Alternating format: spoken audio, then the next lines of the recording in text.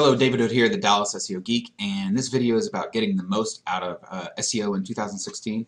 It's the first business week of 2016, and as I look forward at what's different and what businesses should focus on or should be wary of in 2016, I thought I'd create a quick video that explains some of my perspectives on what businesses should be thinking about in 2016 from an SEO standpoint. Obviously, I can't cover everything, but I'm going to try to cover some of the major things that I know some people are thinking about, and hopefully this will help you focus your resources a bit better in 2016 and potentially make a big difference in your results.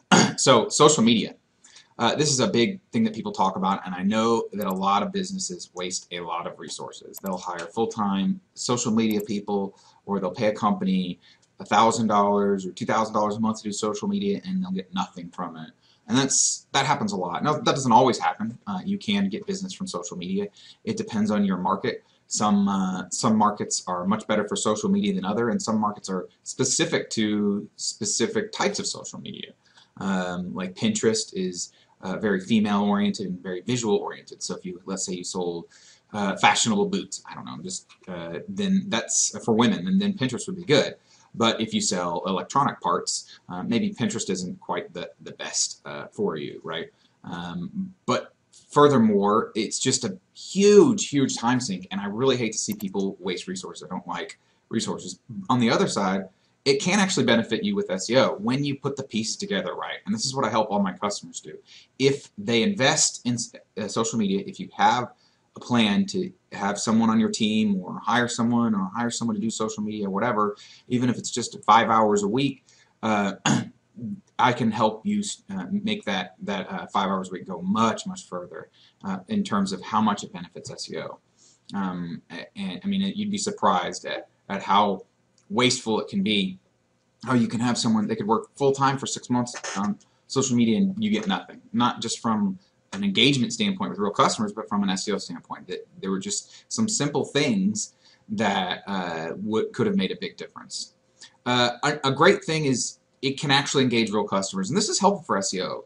When your target market arrives on your site, a lot of times Google is able to see that, and this is a good thing. If they see real traffic coming to your site, people engaging with your website, and this is a positive signal. It's not by itself going to rank you. Well, it actually can in certain circumstances, but generally speaking it will not, but it can really amplify what you're doing. So if your market is ripe for social media, putting these pieces together, it's kind of a really powerful 1-2 punch. Doing your social media and combining with your SEO and understanding how to maximize your social media for SEO benefit.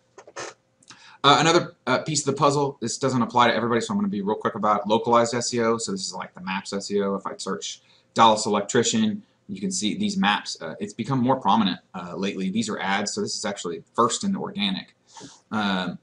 But these maps have gone higher up in the organic listings, and so they become more important. And there used to be somewhere between 3 and 7 listings, most of the time 7. Now there's 3 across the board, so there's a lot of people that are missing out on this traffic. Not only that, but you can see right here, the reviews are very important. If I'm looking at this right here, who am I going to call? I'm going to probably call this guy, and Google's going to see that, and they're going to, this guy will probably outrank this guy eventually. If all things were equal, he would definitely rank this guy. This guy probably has some other signals that are much more powerful to offset this great rating right here. So we talked about reviews, and not only that, there's an interesting correlation to the regular organic listings. It used to be these maps listings, their rankings were very independent of the regular organic, the non-maps SEO listings and the search engine results. Now they're somewhat correlated. So, for example, if you rank #1, here, let me pull this up. So we're going to the actual listing. So these people right here, electrician on call, they should be #1 here. Or more specifically, actually, these people should be #1 here. And the fact that Milestone Electric isn't even in the top 3 means that there's something really wrong with their maps listing. They've done some things that Google really doesn't like for the maps. Because a lot of times what I've seen is most of the time the people who are here or the people who are here are also in here pretty close to what they rank here. So let's see, Electric Man Inc. Okay, Electric Man Inc. He's right there. He's on the first page. Let's find another guy. Dallas Electric Repair. Let's see. I bet Cadell is probably on the first, if not the second page. It doesn't always match up. Like I said, they can have something really wrong. I did have a client who was #1 in the organic, but nowhere to be found in, even if I clicked on more places. I fixed his site, and within a week he was #1 in the organic listings. I mean in the maps listings. So you can fix it. That's not always possible, but something to think about. Mobile SEO.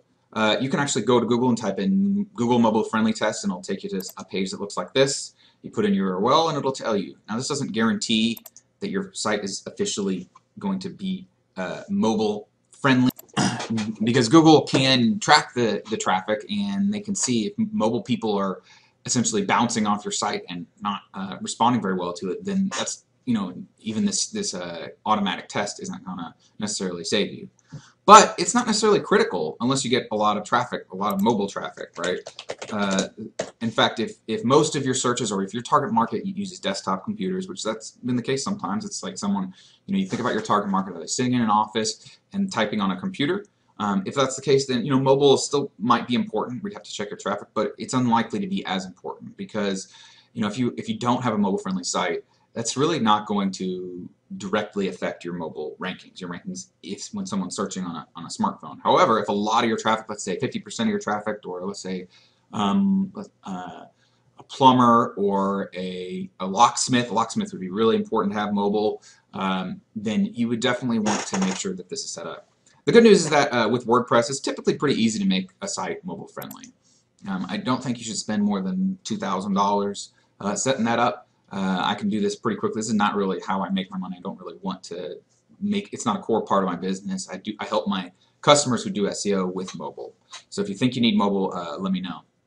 Okay, engagement SEO. This can actually trump all other SEO factors, and I've seen this in a few different cases where the content that is served up on the website is so engaging. It answers the query of the visitors so much better than everyone else, and Google sees that it's very difficult. It's very difficult for those other people to outrank the person who's highly engaging, and you'll eventually be #1, and you'll stay there for a very long time if you're very engaging. So being very engaging, answering someone's queries, and having engaging content is important. Now if you're not ranking at all, if you're on page 100 or page 10, then engagement obviously isn't going to be huge, because Google's not seeing the traffic necessarily. There are ways to still send traffic, but that's a little bit beyond the scope of this video.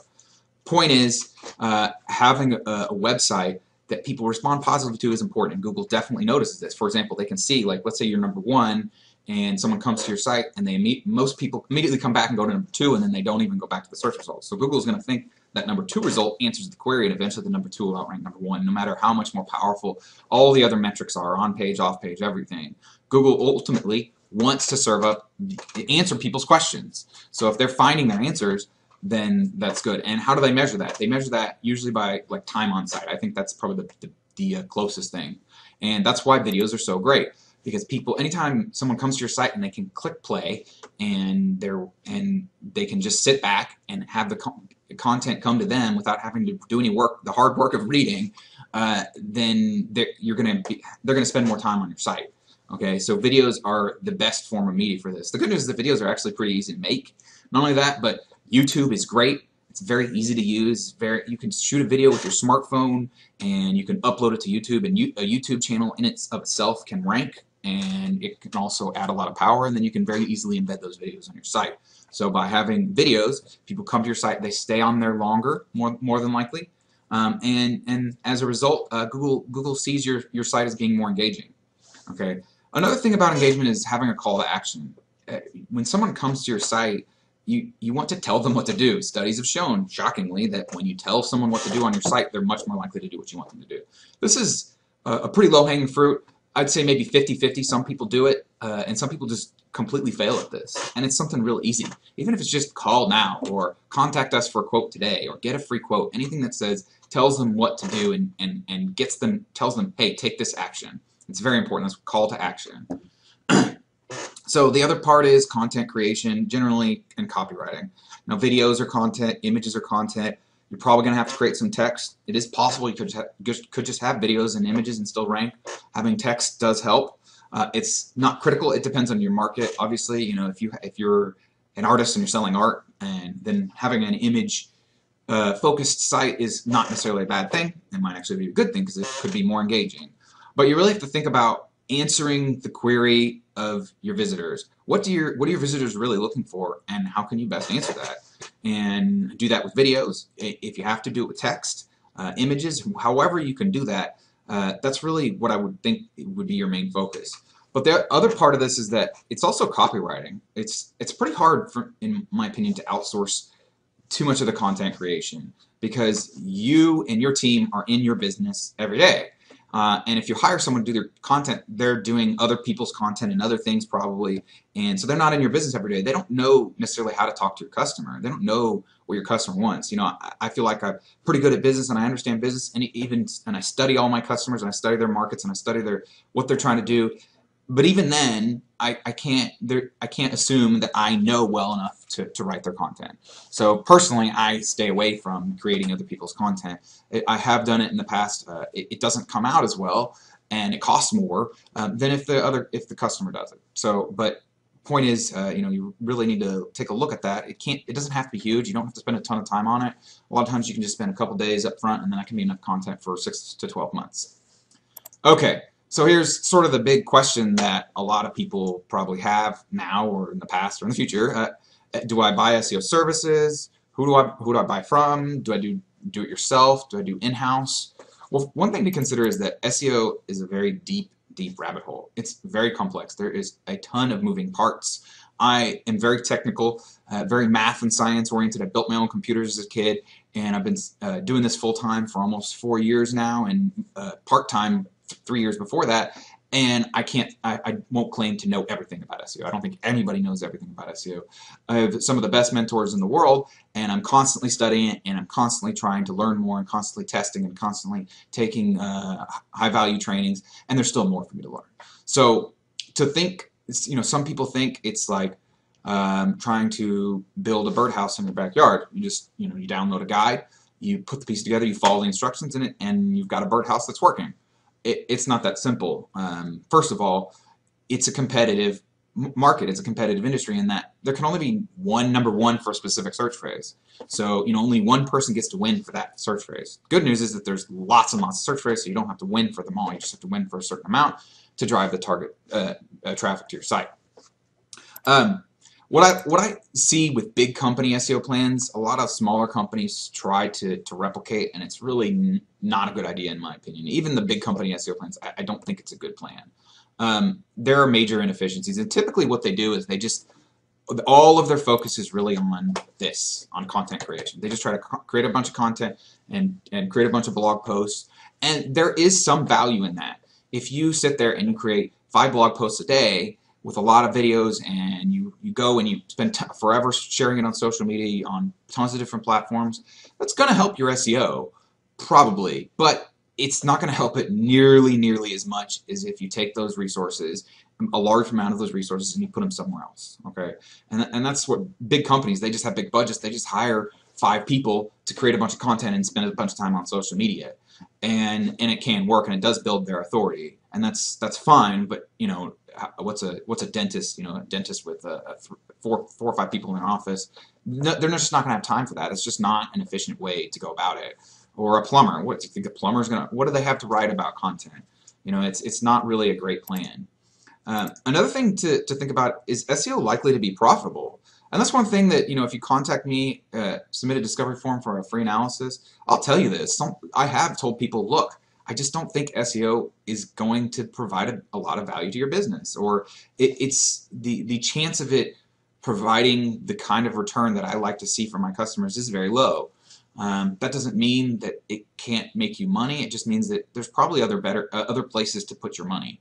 I want my customers to make a lot of money from me, and if I don't see that, you know, I don't take on a client. Period. Unless I can convince myself of that, then I'm not going to take you on. You know, and this is not something that a lot of other businesses do. They'll, you know, this is how there's a lot of companies that sell like $300 or $400 per month SEO plans, and even that's $300, $400 isn't really justifiable because there's just not enough market there. Okay, so it's something to really think about. Okay, but here's the real kind of the where you can get with it.